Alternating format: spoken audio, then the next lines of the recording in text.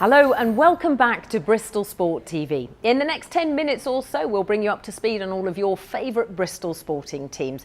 And first, we're going to start with basketball because, quite frankly, they have been flying in the second half of the season. Back-to-back wins and consecutive sell-out crowds since the start of 2017. 2 weeks ago, they beat the London Lions on the buzzer, and what a moment it was. 10 seconds, shot clock down to 4. Here's Hamid Ali, fires up for 3, no good, rebound secured by Greg Street.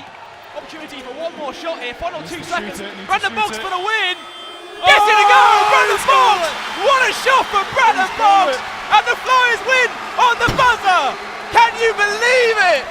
What a play from the Bristol Flyers, all around. The fans are on the court, the players are on the court. And it's the Flyers who come out with the win. And they followed that win with another as they defeated the Sheffield Sharks by a convincing 13 points. That puts them in the playoffs mix with Surrey as both are tied in 8th place in the British Basketball League. I think we can go far. We just got to take it 1 week at a time. And, we got Glasgow next week. At Glasgow, it's going to be a tough game, but I think we'll be prepared. And, if we take it one game at a time, I think we'll be in good shape. Well, for City, it's been a very difficult second half of the season. Last weekend saw them slip into the bottom 3 after defeat to Burton Albion, and that was followed by the announcement of changes to the backroom staff. On Tuesday, we saw a new-look coaching lineup, including Jamie McAllister, and it saw Lee Johnson's men fight back to take a point off former Premier League side Norwich. Well, we caught up with Chief Operating Officer Mark Ashton to explain the thought process behind the changes. So having had discussions with the staff and understanding what we thought would be a positive impact on the team.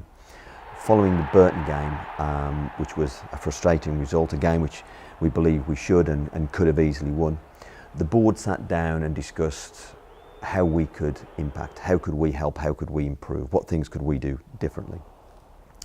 We've spoken to Lee a while ago now in regards to next season. It's a process that happens every year, and Lee came back and talked to us about he would like to make a change to his coaching setup next season, and his coaching setup next season would not include John Pemberton. And you can see the full interview by heading to the Bristol City website and following the links. Now, it's also been a tough time for Bristol Rugby. After the high of beating Bath at home by just a point, it was followed up by defeat to Worcester, their relegation rivals on the road. We fought back throughout the game, and we fought back right to the very end, trying to play rugby and trying to get that bonus point try, and then we ended up turning the ball over and allowing them to score another try. So very, very disappointed with the result and the scoreline. Well, it was a difficult game at the weekend, and here joining me in the studio is Mark Sorenson. Thanks very much for coming in. We're going to get on to the main topic of why you've come in a moment, but let's just touch on that. It was a difficult game. Everything was built up about beating Worcester away, and I guess after the performance against Bath at home, it gave you such confidence, but it's not all over. There are still plenty of points to be won. No, that's right. We didn't all rest on that one game. We've got 5 to go, and we can get points every week moving forward, and we've got to put pressure back on Worcester, and I think we can do that after all we showed how we can play against Bath here and at Ashton Gate, and every home game will become really important for us going forward.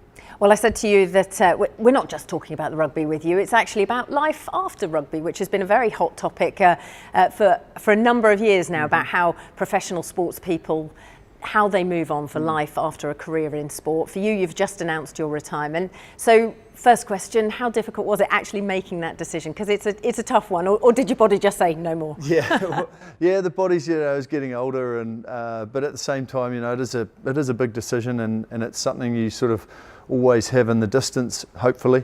And obviously, retirement can come through different ways. You can call it yourself, and sometimes your body does give up, or an injury comes up. Or the nature of the professional industry, maybe you can't get a contract anymore. But for me, lucky enough, I've got to the stage, and I turn 38 in a couple of weeks, so I've got to the stage where it's age probably has caught up with me, and my desire to jump into something new. and you know, I've had a fantastic run with rugby. It's been given so much to me over the 16 professional years I've been involved with it, and yeah, super fortunate and loads of good memories. There's been some highs and lows while I've been here at Bristol, but you know, feel like you know, Bristol's home for me. Yeah, well, it is the next chapter for you. So what have you got planned? Because I know that you've been doing loads of kind of preparing for this, lots of coffees with various people to try and decide and make those contacts for life after it. Yeah, I'm looking into the medical industry. You know, with my background, with a science degree and my sporting background, it definitely aligns with it, and that's really important, that you've got a background that aligns to something, and it's something I'm really interested in moving forward. And I've seen a few other players, a couple of ex-Bristolians actually, Nathan Budgett and Gareth Llewellyn, both carved out careers in it, and I've sort of spoken with both of those guys and seen the career path that I could take, and yeah, and I'm really excited about it. You know, there's opportunity out there, and Bristol's a good place to be based to crack on and get into the industry. Do you think enough is done to prepare players for life after? I mean, I know the professional organisations, you know, the governing bodies do try and help, but I guess being part of a group of sports with the whole Bristol Sport Ashton Gate influence, I guess there's probably more connections that you can make here, because I know Nick Costa's done a bit of work with Ashton Gate. You know, there is support there.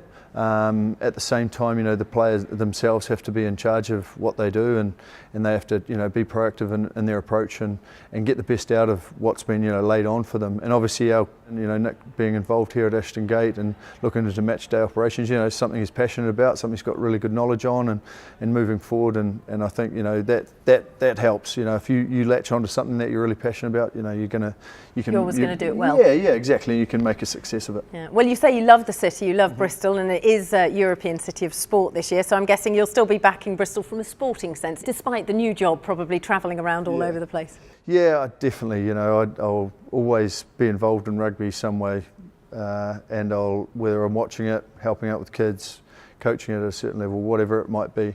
But I think initially I'll be climbing into a new career, but I'll definitely be watching it from a distance at the start. Well, the very best of luck for the rest of the season and, of course, your career. Thank you. Now, to their female counterparts, and Bristol Rugby ladies have had some great news from the RFU. They've been announced as one of the new 10 teams that will form a part of the new Women's Superleague, which kicks off in September. Here's Georgia Stone with more. Top of the league, Bristol ladies have won 11 out of their 13 games this season and have had an impressive number of players representing their countries in the latest Six Nations tournament, including both the England and Wales captains. This week, more good news came as Bristol ladies confirm a place in the multi-million-pound new domestic women's competition for next season. I'm absolutely thrilled that we are part of the new Super League. Having played a small part in the application process and seeing how hard the team have worked on and off the field, so behind the scenes team as well as the players, it's just a great thing to be a part of, and I'm really excited for next season. So the application process involved a set of minimum standards which cover everything from training facilities to game facilities, mainly orientated around the girls and the players and what they get. So things like coaches, medical doctor, physiotherapy, right down to things like a doctor on site on games. So we sifted through that, and then interview process with a presentation, and then some weeks of nail-biting waiting, and then we've got the great news this week.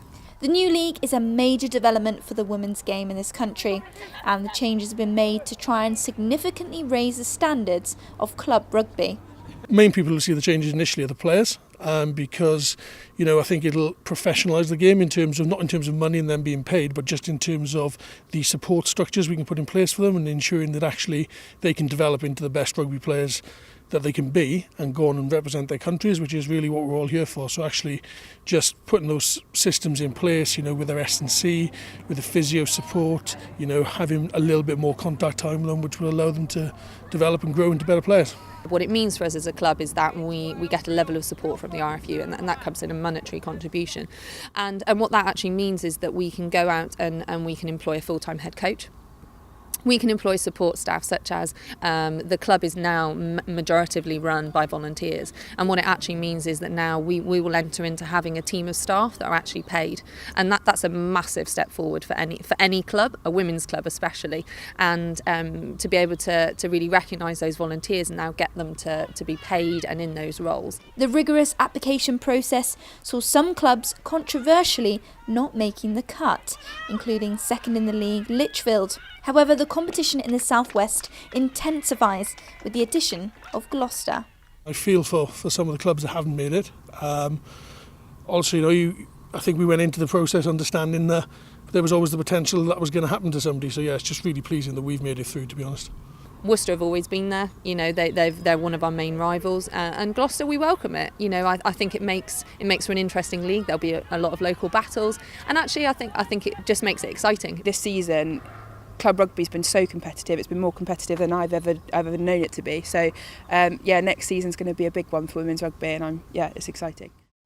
Well, talking of Women's Superleague, our City Women are preparing for life in WSL 1, which kicks off with a home game here at Ashton Gate against Reading.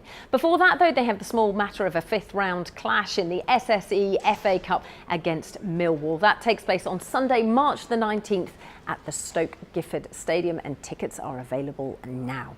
Well, that's all we've got time for this week. Hope you've enjoyed the programme, and we'll see you again in a couple of weeks.